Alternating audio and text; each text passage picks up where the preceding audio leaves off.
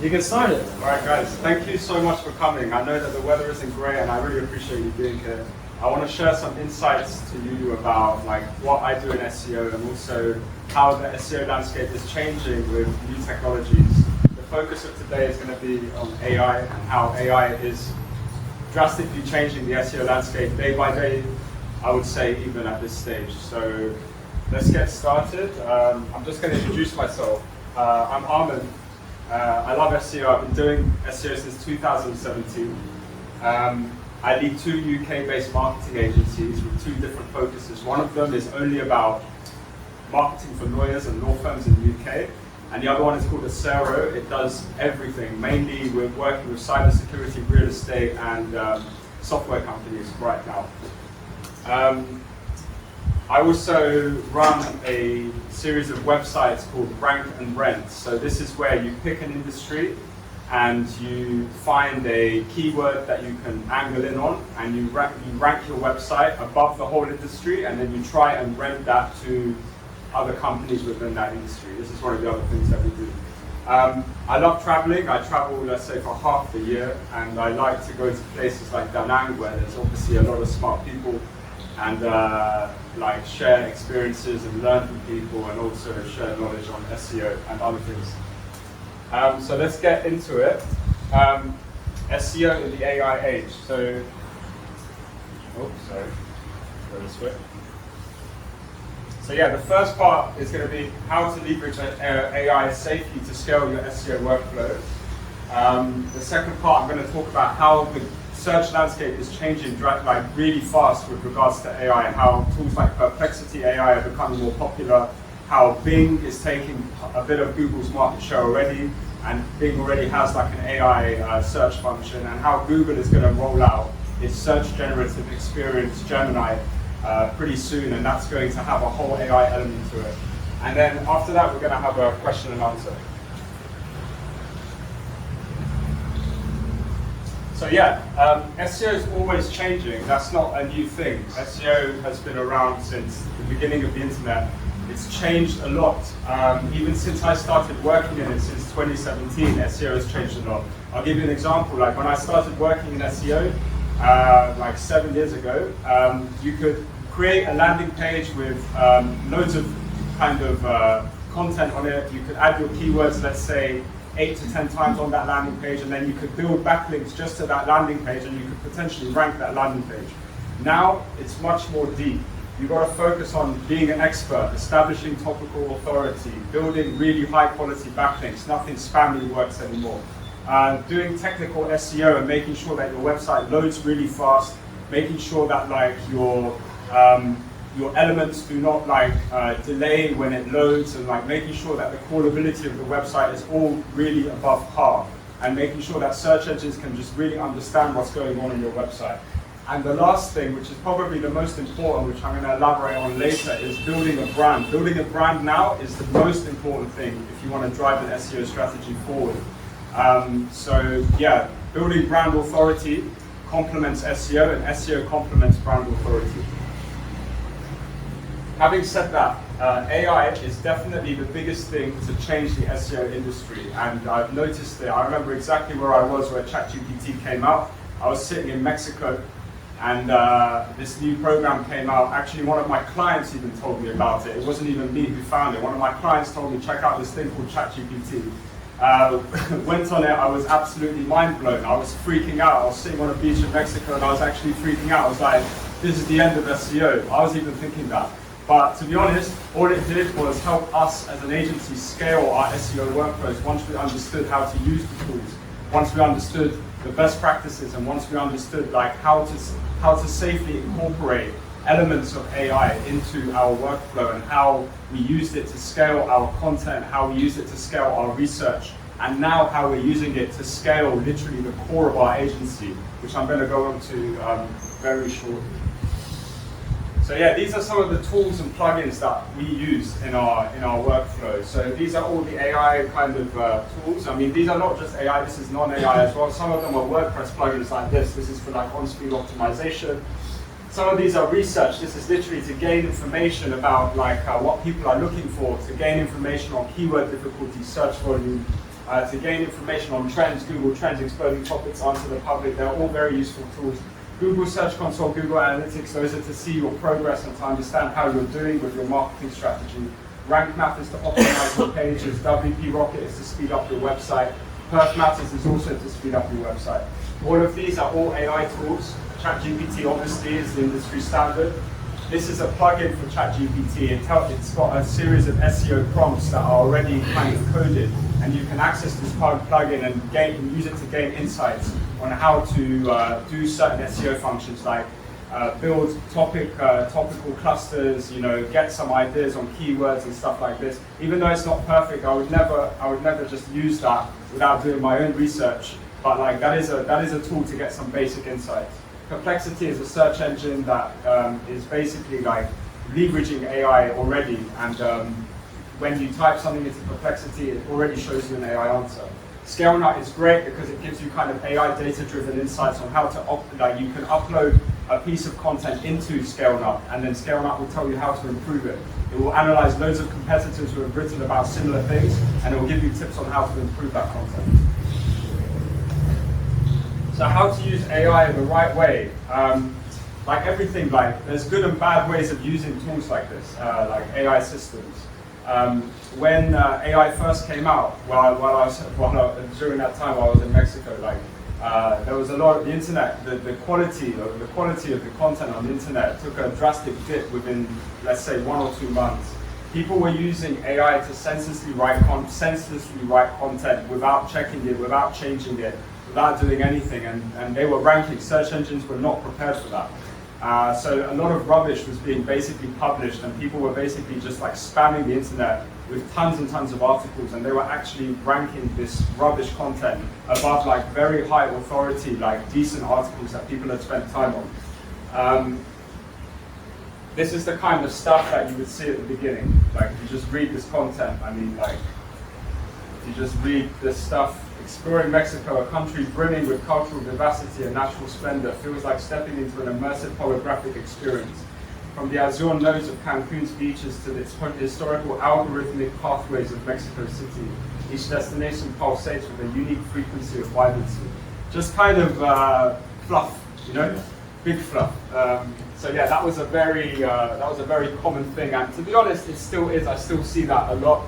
I think I've become a little bit of an expert of noticing when content has been written with AI, not only on blogs, but also on LinkedIn comments. A lot of people use AI content to write LinkedIn posts and comment on LinkedIn posts, and I personally can tell.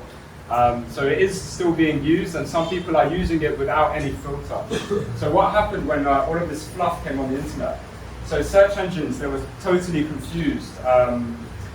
Top ranking out articles became spammy, they had incorrect information, the content was honestly read like shit and added zero value.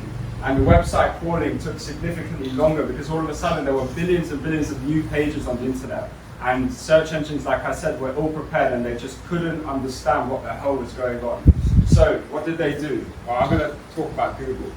Google had a series of updates, and they literally killed a whole number of websites across the internet. Some that had used AI content, some that hadn't. They just killed them. As in, these websites were getting thousands and thousands of visitors a day. All of a sudden, they were getting less than 30 a day. And these were big websites with teams, people on payrolls, big affiliate websites that were probably generating thousands and thousands of dollars a month. And others, obviously, blogs and a whole series, but affiliate websites took a big hit during this period. But at the same time, they released community guidelines that said that you can actually use AI to write your content, but as long as your content adds value, and as long as your content actually makes sense. So, there's a lot of SEOs on LinkedIn that would tell you that, no, you shouldn't use AI to write your content.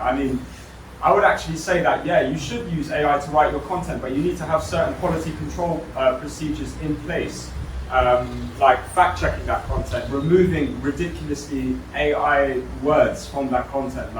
Our agency has a spreadsheet with, let's say, maybe 500 words and phrases that we need to look out for. If these phrases come into the content, these phrases are removed by our fact-checker and quality control person. And yeah, we do use AI to write some of our content. We mainly use it to draft, but we have a whole process in place of content improvement and enhancement. And I think that's the only way we've actually managed to stay in the game. We've actually haven't had a website that suffered like a loss during the last like year and a half of when all of these changes have happened. So I'm very proud that we've actually managed to achieve that. So SEO and content marketing is all about adding value. Whether you're going to do it yourself, whether you're going to human write it, or whether you're going to use AI tools, it's all about adding value. You've got to think to yourself, does this content actually add value to the target audience? If it does, then you're in the green zone. How to use AI safely in your SEO workflow? Well, there's a number of ways for doing that. I mean, we mainly use it for researching, we use it to draft, and we always use it in ways where we are scaling our content strategies with the aim of adding topical authority. This means that topical authority basically means that you need to be an expert on a topic. Let's say we're talking about co-working spaces in Danang. If you're talking about co-working spaces in Danang, you need to have a series of articles about why Danang is a great place to co-work, why Danang is an interesting place for digital nomads, how many co-working spaces are there in Danang, why Danang is a special place for people who want to grow their companies, why Danang is a special place for people who want to learn about digital marketing, these kinds of things. You've got to cover the area of Danang in multiple ways. And this is just off the top of my head, obviously there's a lot of research that goes into this kind of content plan, but establishing topical authority is now one of the main ways that you can scale a website with SEO, and AI can be really helpful in doing that at scale. And also, like I said before, you've got to create systems that revolve around quality control at every level of the content pipeline. So yeah, once again, removing AI words, having someone that fact checks the information, and making sure that like your content reads well and addresses the pain points of your target audience. So here are some ways that we use AI in our SEO workflows. We use it to analyze data at scale. We use it for building topical maps based on that data. We use it for analyzing competitor site maps. We use it for internal linking ideas, natural anchor text ideas. We use it for content cluster and silo ideas. We use it to formulate blog titles based on keywords that we feed it. We use it to integrate NLP keywords from competitors into our content. We use it to create custom templates for outreach. But like I said, we always change things. We always make things better. We always have a human element to everything that we do. So yeah. This just sums up exactly what I said. Focus on building topical authority, robust fact-checking and proofreading, removing all obvious AI words, making sure that you go above and beyond your competitors with the value you provide, no mass publishing, updating content frequently, and building high-quality backlinks to both your service pages and your blogs. Another thing that we're doing is that we're creating right now in-house, we're creating a digital brain at SEO. This means that we're going to basically be creating a central system that links to a number of different infrastructures through APIs that will allow us to research our content at scale. We want to basically create a brain that we want to create our own in-house search engine that leverages the power of search engines and other tools and brings all of that information together and creates a piece of information that we can easily understand and write and scale into our own workflows. Gentics are the next level of using AI, and obviously like connecting your central AI system through APIs, that is definitely the future. I know that there's a few people in this room that are already doing that. So yeah, creating AI specialized agents, each with an aim and a goal, assigning them tasks, bringing all of their research together at the end, and using that research to meet your end goal. So how to stay competitive in an ever-changing search landscape. This is probably the biggest thing that SEOs worry about right now, and it's like rightly so. All SEOs should be worried about this. I'm going to tell you about this, and then I'm also going to tell you some experiments that we've been running that we think are working for us. So search-generated experience. So Google Gemini is coming soon, and no one can really hide from that. That is the future. Google is not going to just stay the same. It has to compete. It's not going to just remain as like a kind of an analog search engine like it is right now. It will become an AI-powered search engine tool pretty soon. So yes, Gemini is an advanced AI model developed by Google. It's going to integrate advanced AI and machine learning into its search experience, and it's going to refine how its search engine interprets and responds to queries. The most significant difference is, for SEO, the way that the search results are going to be displayed. That is going to change. Here's an example. So yeah, SEO is all about being at the top.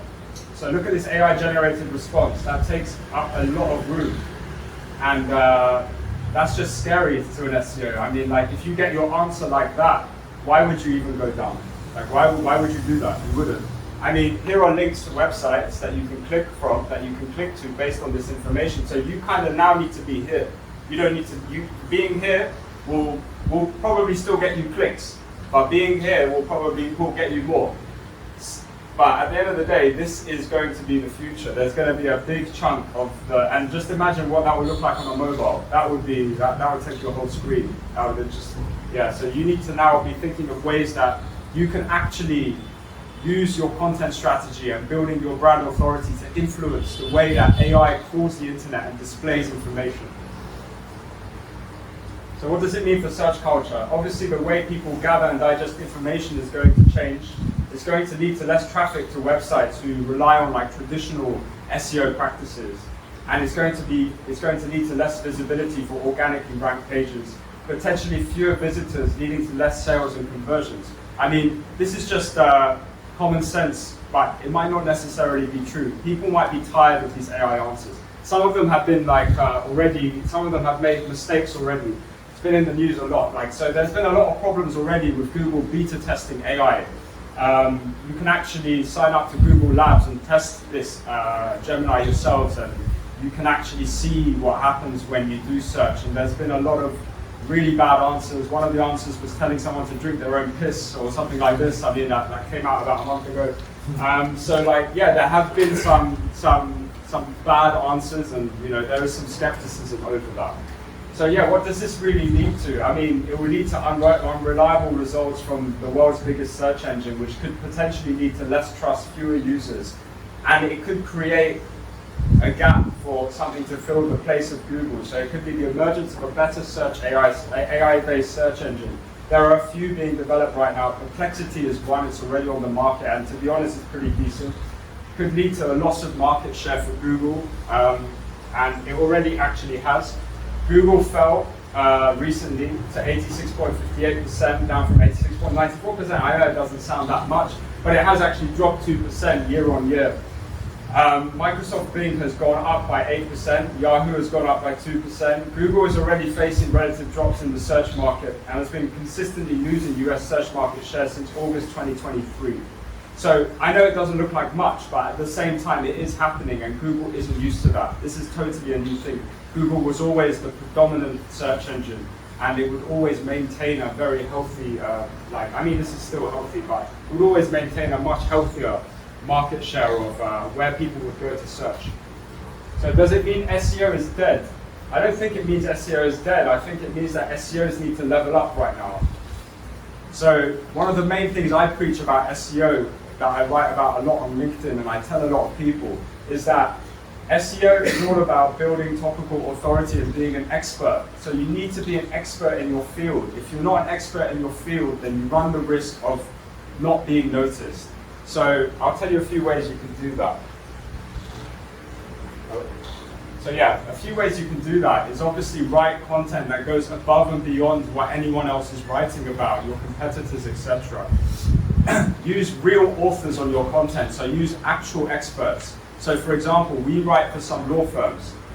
What we do is that we actually put author boxes as the lawyers that work for this law firm. So every single article has a lawyer attached to the bottom of it. That lawyer has a bio, and that lawyer has a link, and that author box has a link to their LinkedIn. That author box has a link to any kind of like big publication they've been mentioned in, like if they've been mentioned in The Guardian or the BBC or something, that author box will also link to that. We're sending signals to Google that this person is an expert and they are already being spoken about. So we've been doing this for a couple of companies we've been doing this for a while, since topical authority basically became a thing, let's say about 3 years ago. And we've stayed very consistent with it. And I'm really happy to say that, like, even on Perplexity, our clients are being shown in the links here. So these are two law firms we work for, and these are two topics that we built a lot of topical authority about, mainly to do about immigration here. So this is one of our websites. It's the first link on Perplexity. This is another one. We put a lot of work into this strategy. I know that the answer is still here. Like, you can still get a lot of the answer here. However, you do need to still seek legal advice eventually if you want to make an immigration application. So you would probably click one of these links if you do go through this search console. So yeah, this is I'm going to tell you what we've been doing to kind of establish that. Here's another example. So this is about Interpol red notices and extradition extradition proceedings in the UK. These are people who are basically being removed and they've been blacklisted by foreign governments, and they happen to be in the UK, and now they can't travel because the minute they go to an airport they'll be arrested by Interpol. They're desperately seeking for advice from a lawyer. So if they go to Perplexity and they type in how to remove an Interpol red notice and they go and see this, they'll probably click on our client's website to get the help that they need. So what we did, we built topical authority using robust content cluster techniques, and we used our authorbox expertise. We also had very solid linking silo and internal linking silo strategies where all of our blogs link together in a very clever way, and we build backlinks to our blogs and to our service pages. But probably one of the most interesting things that we've been experimenting with and we've been selling as an agency in the last 2 years is digital PR. So digital PR is the process of basically analyzing the news and newsjacking it. So for example, let's say that the UK government changed a law relating to a specific visa application. They changed the price, or they said we're going to cancel that.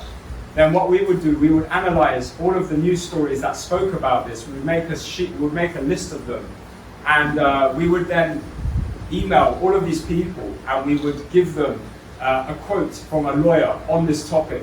And often, not often, but let's say if you did that 100 times, let's say maybe 5 out of 100 times, the article would be updated with a quote from the lawyer. And this article could be on a big publication like the BBC, could be on The Sun, it could be like on The Guardian, it could be on Bloomberg, Entrepreneur, Business Insider, it could be on big things.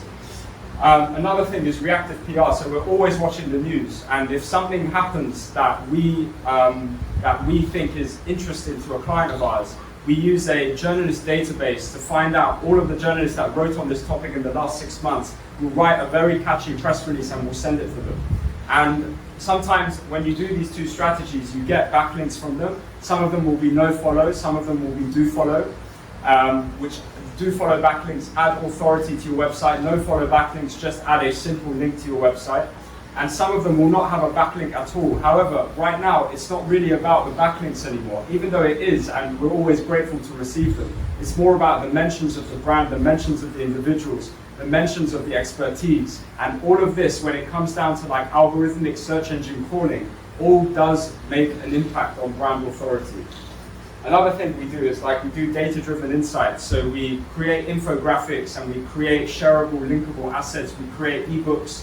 We create all these kinds of assets and we share them across social media channels. We put them on clients' websites and we drive traffic to them. And oftentimes, people will take these and they will link back to them from their website, or they'll post about them on Twitter, or they'll mention us in some way that adds value to our brand. And another thing is Harrow and Sission. I don't know if you know what these two things are, but Harrow is basically helping reporters out. It's a platform which is now hosted on Sission. And when journalists need facts from experts, they basically post little forum posts on Sission. And this gets emailed out to anyone who's part of the members or subscribers list. And then you've got basically, let's say, 6 or 7 hours to respond to this with a quote from an expert. So let's say we're very heavy on law. So we're mainly using this to analyze legal trends, analyze policy changes, analyze any changes to do with immigration, litigation, family law in the UK. So how to level up SEO in 2024 and beyond? I mean, SEO now is less about search engines. I think that it really is, search engines are still valuable for SEO, but it's less about them. It's now think about building brand authority, and that can be done across numerous channels. So you've got to create a presence on and off your website.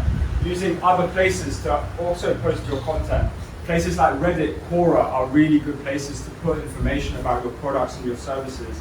Answering questions on these websites in a smart way and linking back to your website or mentioning your brand is also another way of leveraging these platforms to help you.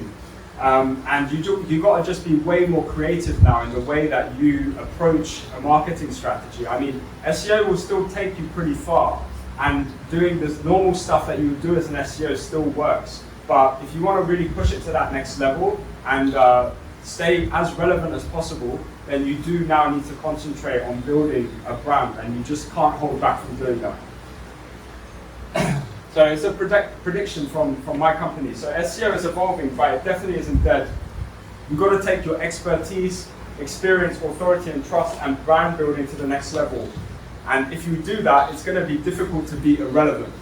LLM models, just like search engines, they crawl the internet for information. So the more places you are mentioned and the more ways you are mentioned means that the more benefits you're going to get from basically any kind of traction coming your way from the internet about the stuff that you're writing about the topics that are relevant to your brand and to your target audience. So yeah, in conclusion, like building a strong brand presence is something that you can't ignore. And I think that's really the way forward. I think that SEO is still really important, and it will be for a long time, until we actually change the mediums of how we actually use tech. Until a new medium comes in, let's say we start looking, we don't use laptops anymore, everything's done with glasses or something like that. I feel like SEO is still going to be important, and also, you know, mobile phones, if that changes, then maybe we need to rethink the wheel. But like, I feel like as long as we're still searching using computer-based tech and also like phones, I think that like SEO is still going to be relevant. I can't predict what the next tech trend is going to be with regards to how we change the way we actually interact with technology. But I can tell you that like I believe SEO will be important as long as we are still keeping these fundamentals. And like, I hope you enjoyed that. And like, yeah, I'm gonna open up the Q&A. I would love you guys to follow me on LinkedIn as like part of the deal. It would be great. Yeah.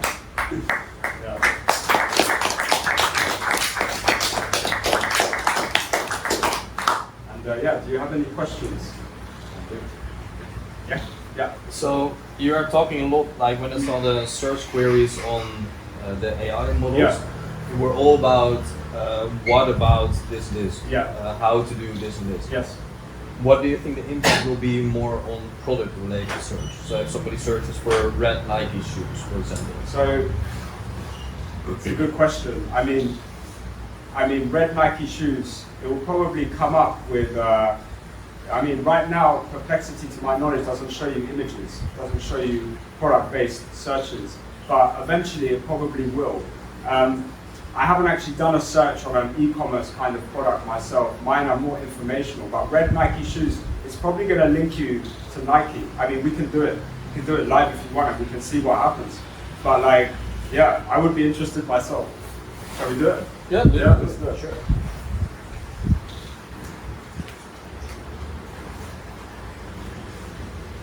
I can give you my insights after you have a look.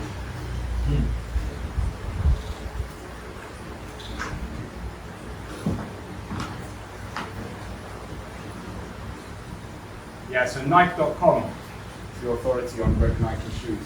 Nike offers a wide selection of red Nike shoes for men and women. Basically telling you where you can buy red Nike shoes. Yeah. But in terms of, I feel like, I personally don't think Perplexity would be a place that you would search that. You know, I feel Perplexity would be a place that you would search for question answers. I don't think if you're looking for red Nike shoes, you would necessarily go there. You might go straight to a marketplace. You might go to Instagram. You might go somewhere else where you can visually see a product. Until like a product visual is incorporated into this, which you can see here, until you can actually can you actually buy a product? Like until you can actually buy a product from here, I feel like Perplexity isn't going to be a place that you'd necessarily search for that. I feel like these AI search engines are more to do with people wanting to find out information rather than to look for products. But you never know, that might change. AI marketplaces are obviously being developed and explored. However, like I haven't like really heard of trends of people looking for like actual products on AI tools yet. Maybe they want to compare things, or like what is better, Nike or Reebok or something like this. And that would be like a very kind of, that would be an answer based on like what the AI can basically think of and pull the internet put together like within like a 10-second period of time. So yeah. So you were talking before about authority. Yeah. I guess that there are like topics that are easier to get that authority that are broad. But then what about like very specific niche or very specific? You know, when your website it's about a very specific like part of a product, or I'm thinking about tramits, you know, or you know, like bureaucracy or something like that. Yeah. But one specific part of that bureaucracy. So you mean How like do you get low search volume? Yeah. So yeah, I mean, you got to work with the best you can, right? I mean, you've got to find. If it's a very, do you mean it would be a difficult keyword, or an easy keyword? Well, no, it would be a difficult like to talk about that. It's like it's a very niche or very like narrow kind of like thing. So like kind of building authority. I don't think that there is enough content to do, or if your product is very niche within another one, like my client, for example, is a very niche type of like property investment financing. Yeah. How do you build? So you would actually have to break it down into a lot of different things. That like it would be a lot about actual property investment, because you need to actually build the authority for property investment. And I know, like as an SEO, it's a difficult thing to pitch to a client actually, because sometimes the client will be like, "Why are we putting this stuff on the website?" They might say that. Like, why are we putting this stuff on the website? But at the end of the day, like, if you want to actually rank for a really important keyword, you do actually have to like become an expert in that. So if it's property investment financing, you've got to like first of all, you've got to go to the competitor level. You've got to actually see what other companies are doing in that way. But then you have to somehow create content clusters. You've got to find that sweet spot where like it's not just writing about general stuff about property investment. Like you're mentioning like topics related to property investment that potentially like leverage your clients' case studies maybe inside them, or like creating like a series of clusters. Let's say like 3 or 4 clusters. Each of them has like 5 or 6 different topics in them. And let's say you have something about property investments, property like mortgages is something that they deal with. So mortgages would be another one, and then like financial kind of like financial aspects of like investing in property. Like for example, you talk about like capital gains tax and all of this kind of stuff. Maybe something to do with tax. You have another one to do with tax. So you'd like, law, you'd have something to do with law.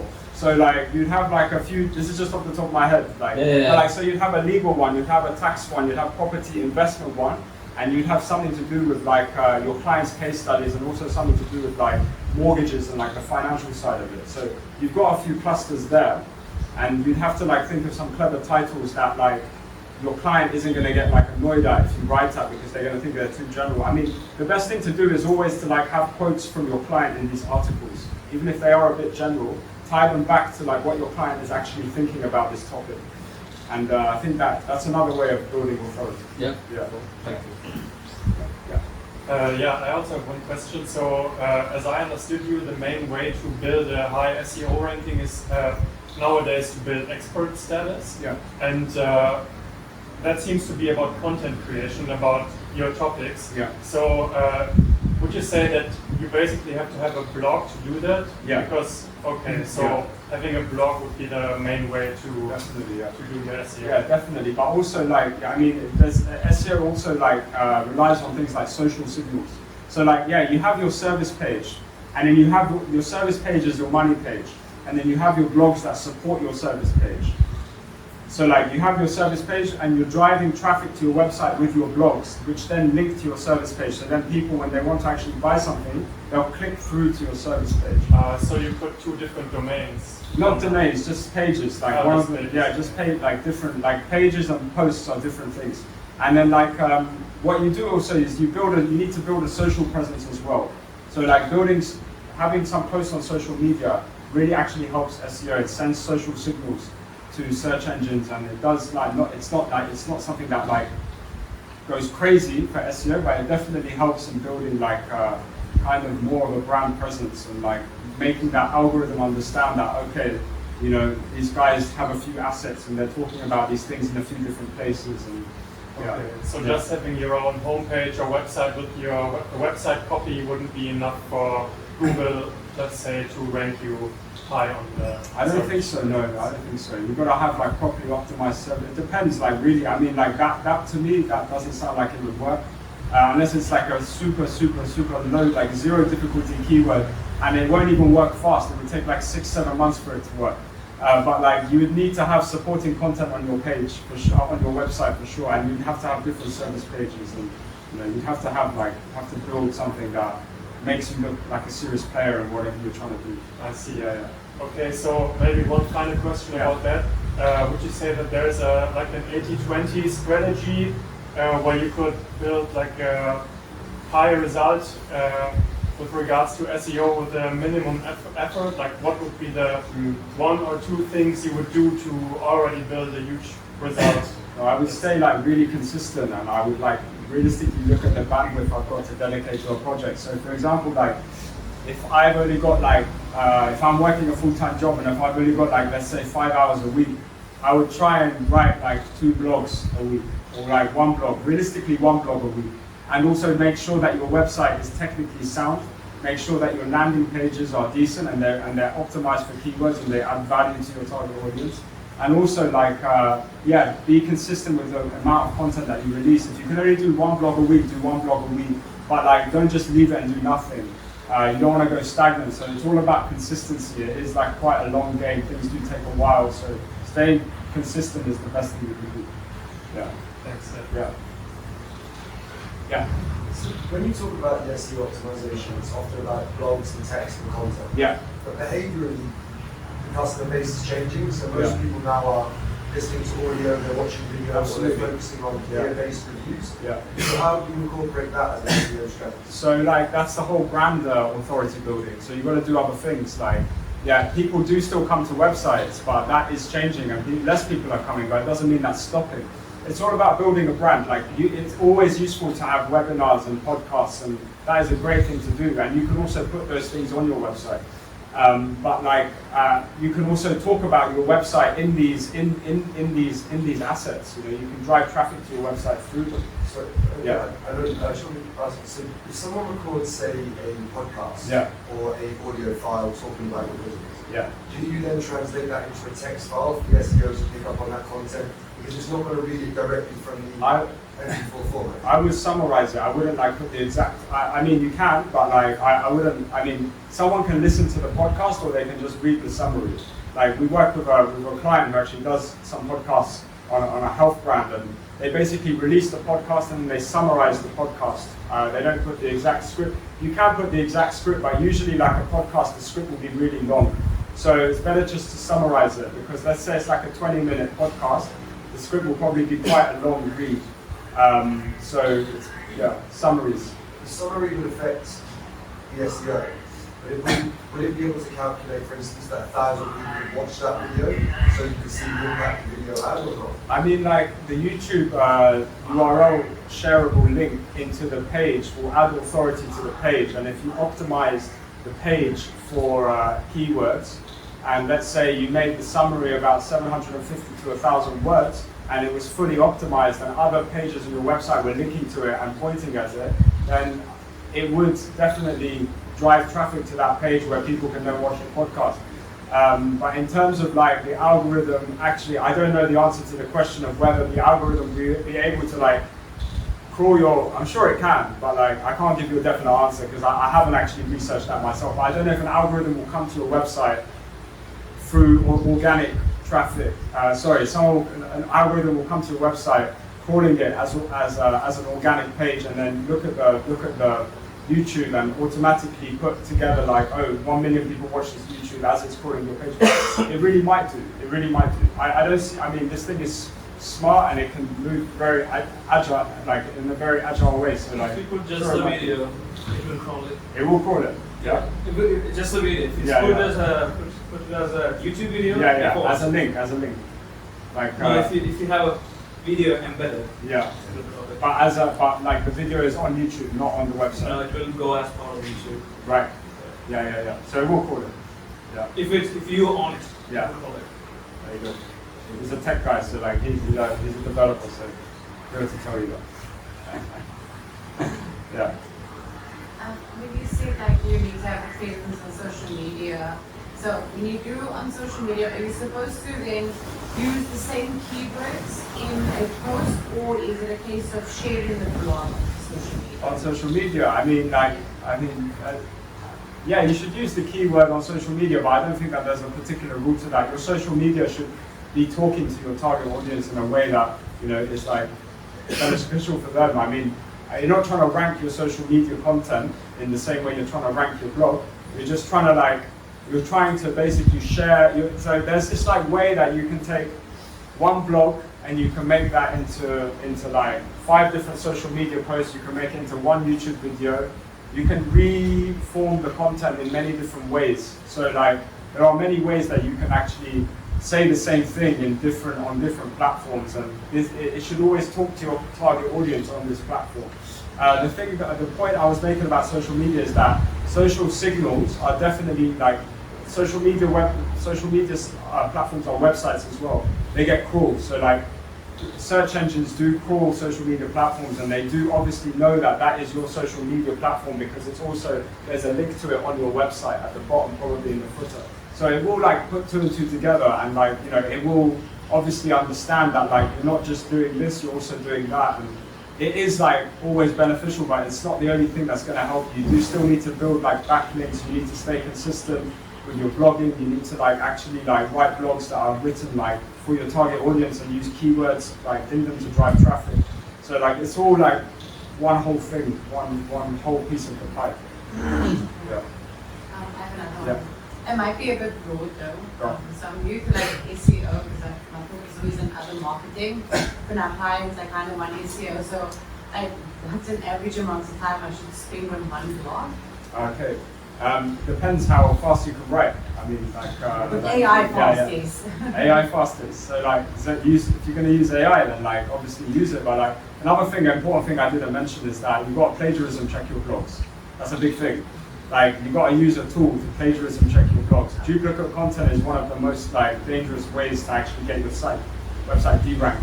So if you do use an AI tool to write your blog, you've got to fact check it. You've got to take the AI words out of it. You've got to humanize it. You actually have to spend quite a bit of time. I'd say like using AI to write a blog probably takes about 70% of the time it would to actually write the blog. It is less time, but it still takes a lot of time. Like we have content writers and they write blogs every single day. So they're really fast, but like for someone who hasn't done that, it might take a while until you've got like the perfect final copy, but then you need to plagiarism check it. And like you need to reduce the score. Anything below 25% I would say is fine. But like you need to make sure that there aren't direct like sentence copies from other websites and other blogs that the AI has taken information from or something. Even if you don't use AI to write your blogs, you still should plagiarism check them. Yeah. Okay, so I should say 5 hours? 6? Yeah, maybe for 1,000 words, maybe like 3 hours. Maybe. 3 hours, Okay. yeah, I think so, yeah. 3 hours. Thank you. Yeah. You mentioned Reddit and Quora before. Yeah. How important is that today? And then what was the future on that? Pretty important because I think that like their market share has gone up. Like more people are using these platforms, Reddit and Quora, and actually Google is ranking Reddit really high now. After the last search and after the last helpful content update, Reddit actually took page 1 top spot positions for loads and loads of keywords, loads of like kind of informational keywords. So Reddit is actually performing really well. Google and Reddit actually even signed a partnership about, let's say sometime this year. So I think that like Google is giving attention to Reddit, and Quora is another kind of Reddit style platform. So I would say like building authority on these platforms is important, especially like if you are like I'll put it back to what we do, like a law firm. or like let's say you have like a product that solves a problem like that a lot of people suffer from, like a breathing device or something like this. It's a good place to build presence for what they're doing. I think it's a good place, and they have their own communities. A lot of people go to Reddit as the first place for a lot of things, so I think they are decent places. Yeah. Anyone else? How do you see the AI landscape changing, like Google Ads, like paid advertising? So. The thing is that, like, I feel like the world's always about money, isn't it? So, like, I feel like paid advertising is always going to have a place somewhere in this. I'm not sure how Google are going to leverage it, but like, I'm pretty sure they're not going to want to like isolate that big chunk of change. They're not going to want to isolate it. So there is going to be a way that they are going to leverage paid ads into whatever they do next. But yeah, I mean, obviously that's also going to change in some respect, but visually, I can't tell you how that's going to look. Maybe there is evidence of it out there already, but I personally haven't like seen it to make a comment. But I think that like these companies, I mean, they're all about the money. At the end of the day, paid ads, like if they change that, they're going to lose billions and billions of dollars a day. So it's like it's the kind of thing that they're probably going to want to preserve. So there'll probably be a lot of might make the competition harder though, depending on how many ads you see or something like that. I'm not sure. So it's not clear to me. Does anyone else know? I was actually going to ask you like something similar, or, you know, like kind of open a debate, if so, because I get what you're saying. So you went through it a little bit, that, you know, Google has like paid ads, but not only that, like Google also earns money. So the two main like money drivers are Google Ads and AdSense, from you know, people actually from search. So AI is going to put that into the thing, and then. You actually mentioned that there might be so we might be in a change in how we search things, and Perplexity is going that way. So, kind of like, how is Google going to fight that? And then the question here is like, maybe Google fighting that might be Kodak trying to fight the digital cameras, and then someone is going to come, and then Google might. So it could be. I mean, yeah, it could be. I mean, like, it's kind of like open field now, isn't it? It's like the Wild West. Anyone can take it. My friend was just at the Ethereum conference in Brussels, and like I spoke to him about an hour ago, and he told me like there's a ton of decentralized search engine projects coming in that are leveraging AI, and they're leveraging crypto as well. So you're getting rewards for fact checking the AI as a user. So like this is happening now. So like there's a lot of new things happening. So like, for example, there are now projects being built on Ethereum and other blockchains where like people are building search engines, and they know that the AI is sometimes going to give untruthful information, and there's a system where you can actually fact check these answers and verify them. And if you do that, you get coins and all of this kind of stuff. So there's a whole new thing. Do you have a name? Yeah, I do have a name, but like I'm kind of working with one of them, so I can't actually mention it right now. Oh, right. Like, I have a name. I can tell you later. That sounds really interesting. Yeah. Because that's the thing, is like, it's either Google, they're going to figure out how to fucking get them out of this shit, or someone else is gonna come and we're gonna completely change their product. There are a lot of developments happening, and like, I mean, a lot of people are also pissed off about the centralization of OpenAI. A lot of people are wanting more kind of fair kind of access to this kind of tech. So decentralized models of AI are coming out in loads of different forms, including in like search engine forms. So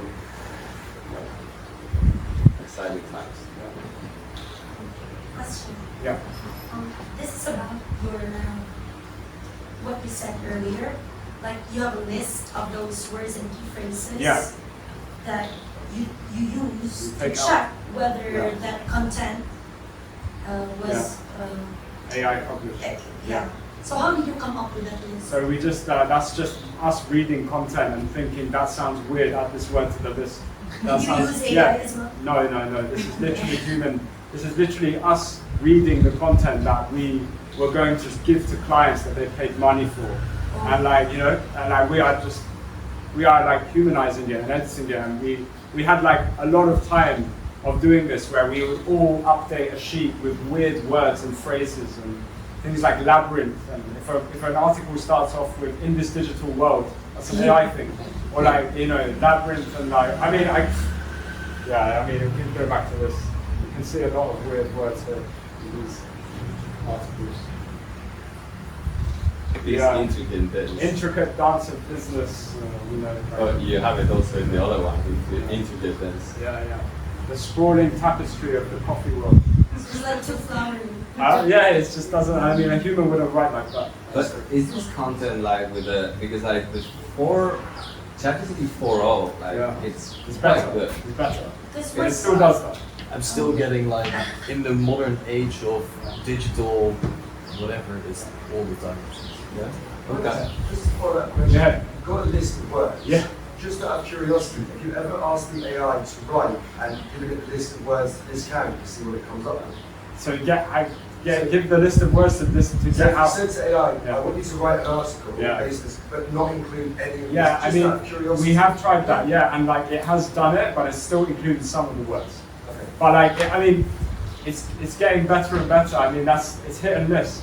Sometimes it will include them, sometimes it won't. I mean, but we have definitely done that. I was just Yeah. interested to see We have how definitely it's done a that. job. Yeah. Or you may command your AI to make those old phrases and words like simplified, Yeah. but synonyms. Because I train debate students, Yeah. and now they are allowed to actually use iPads and computers during their preparation time, during the competition. And what they actually do is they use AI to give them all the answers for their speeches, like speaker 1, 2, and 3. So, of all, for example, there are, let's say, 100 debating teams, and 95 of those teams would use AI.